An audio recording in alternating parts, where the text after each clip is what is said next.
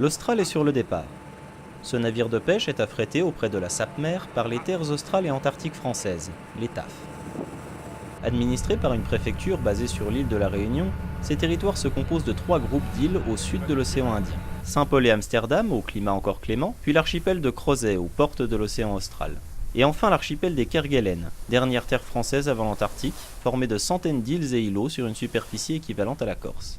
Ce sont ainsi 673 000 km² de territoire qui forment la plus vaste de nos zones protégées, la réserve naturelle nationale des terres australes françaises.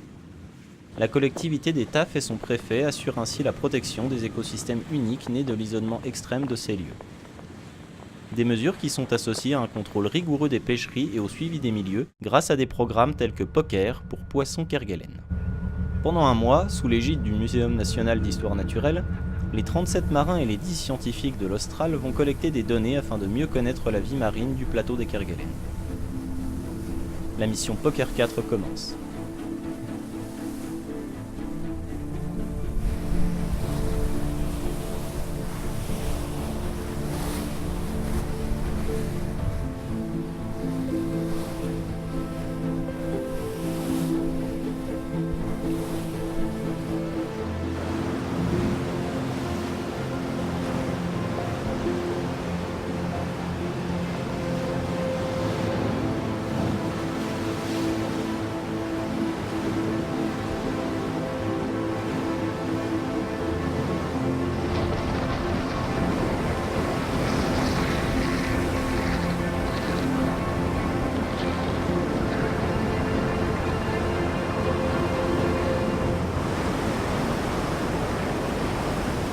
Kerguelen, je dirais que c'est un endroit loin, très loin de nos maisons, dans le mauvais temps, par grand sud. L'Austral, je dirais que c'est un couteau suisse. Il remplit son office, aussi bien, tant bien que mal. Il est affaibli par les années, mais il mène à bien ses missions jusqu'à maintenant. L'engin de pêche, c'est le même que pour le premier poker, c'est-à-dire un chalut de fond de 35,50 m à grande ouverture verticale monté sur recoper. Ça fait plus d'une décennie qu'on le fait. Là, je suis à mon 4e poker. J'ai fait 2 en tant que second sous les ordres de Glatin. Et là, j'ai fait 2 depuis 2013 en tant que capitaine. Les relations entre scientifiques et marins-pêcheurs sont malheureusement souvent controversées, mal interprétées ou incomprises. Pour la plupart, ça fait 10 ans qu'ils sont là. Jusqu'à maintenant, on fait tout pour que ça se passe bien. C'est le ressenti qu'on a, nous, marins-pêcheurs. Je dirais que nous, les marins, on est les bras et vous la tête.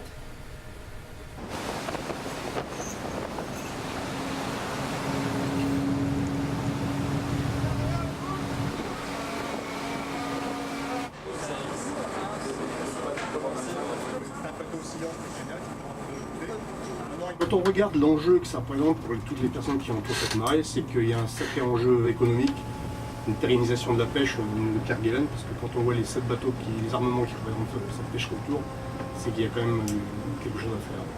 Donc je pense que cette mission, elle est faite pour pérenniser cette pêcherie, au vu du muséum qui va traiter ces données qu'on a récupérées en 30 jours. Commencé ici, moi c'est mon histoire avec l'Austral, parce que moi j'ai commencé à travailler ici en 2000. En avril 2000, j'ai commencé ici, dans cette cabine. Je l'aime l'Austral, c'est pas ma deuxième maison, mais j'ai fait 9 marées ici quand même. Et bon, bien sûr, il y a une chose importante, l'équipage aussi qui rentre en compte. Je ne sais pas si tu en ferais le poker maintenant avec un autre bateau, je ne sais pas dans quelles conditions on arrivera à le faire après. C'est un bateau, il faut être à l'écoute des gens. Si tu n'es pas à l'écoute de ces gens-là, tu ne feras rien de bon. Ça fait des années qu'ils sont sur ce bateau. J'en ai connu ici en 2006, en 2000, et je les ai vus partir de la retraite. C'est des mecs qui font toute leur vie sur ce bateau. Ils sont chez eux. Quand tu viens sur ce bateau, c'est pas à toi de t'imposer, il faut écouter et vivre à leur rythme. Bien sûr, il faut que tu leur fasses, que tu fasses ton travail, tu fais ton travail. Et il faut y aller très loin, il faut que ça soit avec diplomatie, et tu verras que qu'est-ce que tu veux, ils t'ouvrent toutes tes portes. Et dans l'ensemble, on arrive toujours à se débrouiller. Ça fait la 4e fois. Il n'y a pas de forte tête à ce jeu-là. De toute façon, il y a une diplomatie à respecter. Celui qui ne la respecte pas, eh ben, ça ne marche pas, ça ne peut pas avancer. Il ne faut pas oublier qu'on ne travaille pas chacun pour soi, on travaille pour une équipe. Et l'équipe, ce n'est pas deux bordés, c'est une équipe complète. Voilà, c'est important.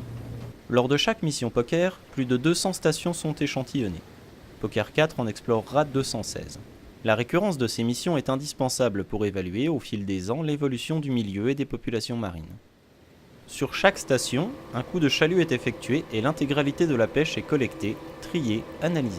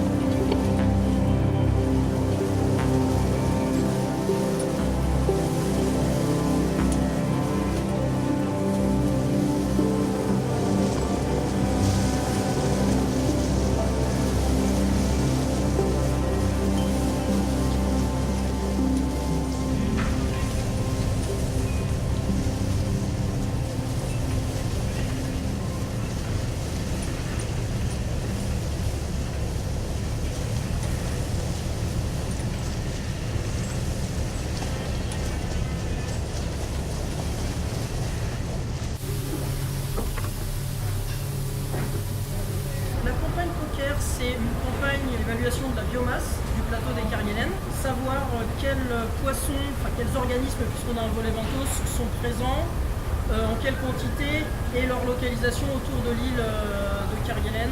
On a une série de chalutages standardisés, collectés justement ces organismes.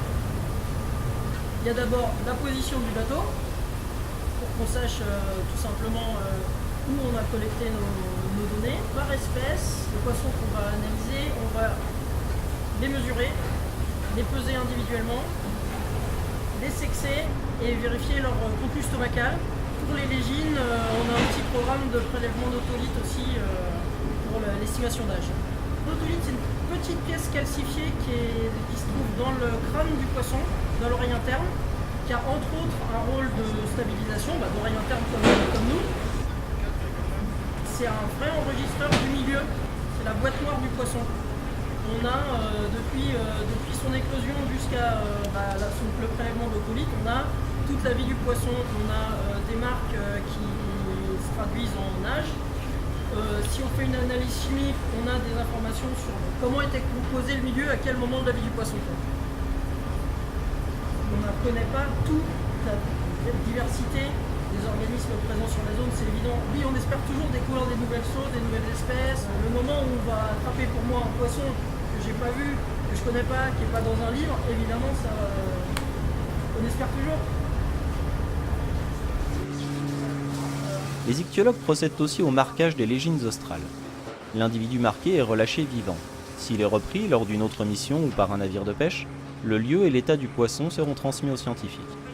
Comparable au bagage des oiseaux, ce procédé dit CMR, pour capture, marquage, recapture, permet de mesurer la croissance et les déplacements des individus, et par des procédés mathématiques, d'évaluer l'état des stocks de ce poisson très prisé et soumis à des quotas de pêche.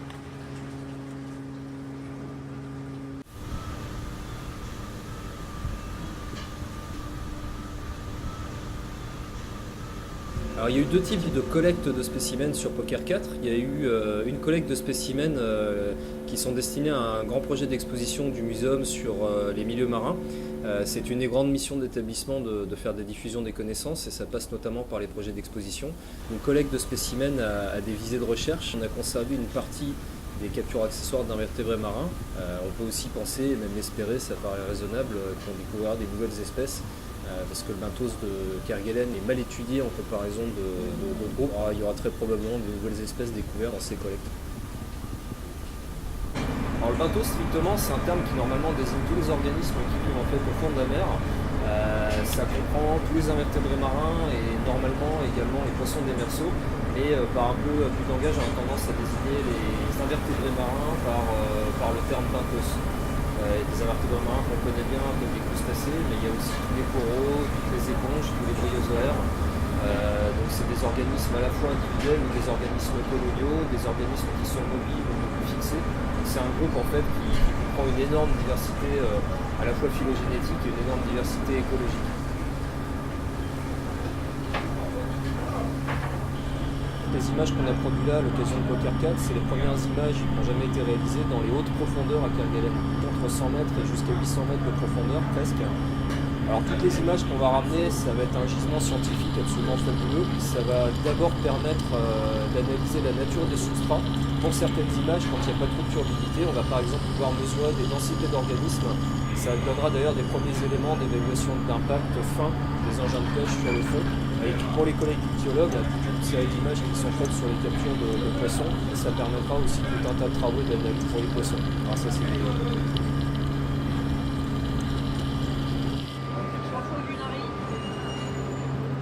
Avant d'entreprendre une campagne d'une telle envergure dans un milieu si particulier, il faut être prêt à assumer les lourdes responsabilités que cela implique par rapport à ce milieu. C'est une question quotidienne sur l'Austral qui veille à limiter autant que possible l'impact de sa présence. L'une de mes missions ici à bord, c'est d'essayer d'évaluer et de limiter l'impact de cette campagne sur l'environnement, et en particulier sur les oiseaux marins. Alors, pour les oiseaux marins, il y a plusieurs risques identifiés. D'abord, un risque d'enchevêtrement des oiseaux directement sur le chalut quand ils reposent en surface. Pour éviter ça, on va essayer de limiter justement le temps pendant lequel le chalut reste en surface. Et on va au maximum nettoyer le chalut de tous les petits déchets de poissons, les poissons maillés, qui seraient coincés dans le filet et qui attirent donc les oiseaux. Un deuxième risque identifié, c'est le risque de collision des oiseaux sur les câbles qui relient le chalut au bateau. Et bien un troisième risque, c'est le risque d'échouage des oiseaux directement sur le pont des navires quand ils sont attirés en général par les lumières du bateau la nuit. C'est pour ça qu'on essaye de limiter au maximum l'éclairage des navires la nuit. Bien sûr, l'idée c'est d'éviter d'attirer les oiseaux près du bateau. Ce qui les attire, c'est bien sûr les déchets de poissons. Et pour ça, on mène avec les pêcheurs un travail visant à réduire au maximum les rejets de poissons. Ce travail sur les déchets, il ne doit pas se faire à l'encontre de la sélectivité de nos pêcheries, c'est-à-dire d'essayer d'éviter de capturer les prises accessoires et les prises accidentelles que l'on ne cible pas. Pour ça, on mène un travail sur les engins de pêche pour essayer de ne capturer que les espèces ciblées des pêcheries. Et puis, on essaye de remettre à l'eau dans les meilleures conditions les espèces accidentelles et accessoires que l'on capture quand elles ont des chances de survie. Par exemple, les raies, les requins, éventuellement même les organismes benthiques qui les remettent à l'eau dans les meilleures conditions.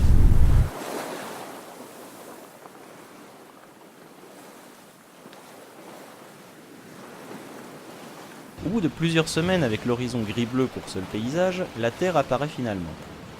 Mirage contrasté, déchirure en noir et blanc, la côte de Kerguelen se dévoile derrière les nuages. Les îles de la désolation. Face à ce décor, on comprend sans mal ce surnom donné à l'archipel par les marins d'antan qui, après des mois de mer, ne trouvent pour tout refuge que ces terres impressionnantes d'aspect si inhospitalière.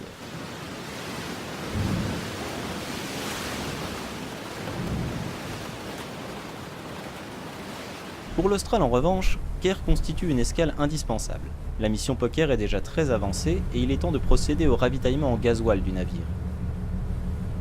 Non pas qu'une panne de carburant soit à craindre, les cuves du navire peuvent largement assurer l'autonomie pour les 45 jours de mer.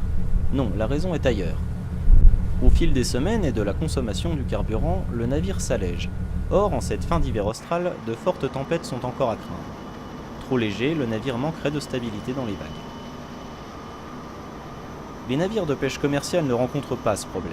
L'allègement en carburant est compensé au fur et à mesure par le poids des captures stockées dans les cales. Mais l'Austral, lui, ne pêche que le strict minimum nécessaire à l'acquisition de données scientifiques viables. Alors que la fin de la mission approche, refaire le plein devient donc une nécessité pour la sécurité du navire et de son équipage.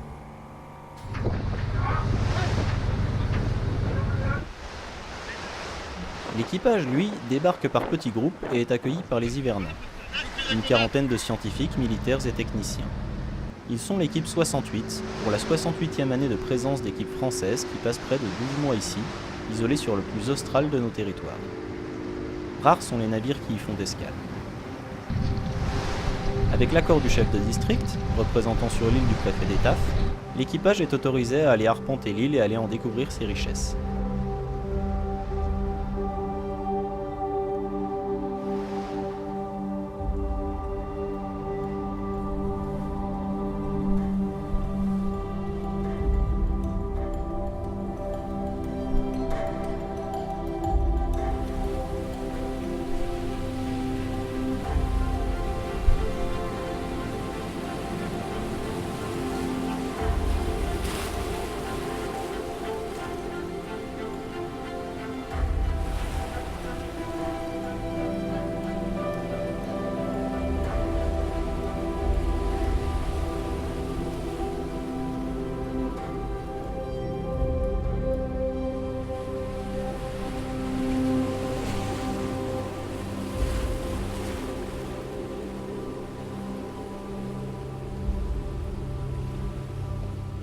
Une rencontre inattendue est ici commune, celle avec les nombreux lapins qui peuplent l'île.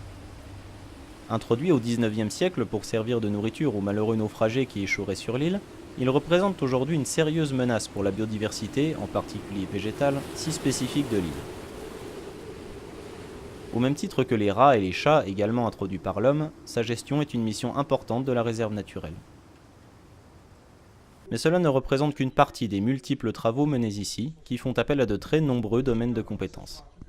L'arrivée de l'équipage de l'Austral est une bonne occasion d'échanger entre spécialistes de ces différentes disciplines et de croiser les regards sur la grande variété des questions scientifiques qu'offre cette région unique.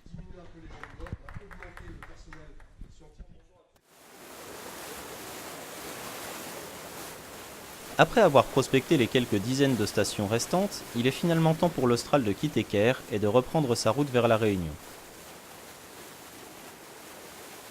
Si la campagne en mer touche à sa fin, la mission Poker 4 n'en est qu'à ses débuts. Une fois à terre, les équipes rentreront à Paris pour le long travail d'analyse des données collectées pendant ces 30 jours. Au-delà de l'avancée scientifique qu'apportent de tels résultats, ils sont aussi indispensables à la discussion avec les instances de la pêche pour établir règles et quotas d'une exploitation aussi raisonnée que possible de ce milieu fragile et encore mal connu. Les hommes et les femmes des terres australes et antarctiques françaises et du Muséum national d'histoire naturelle reviendront bientôt dans ces eaux en apprendre encore davantage sur le lointain plateau des Kerguelen.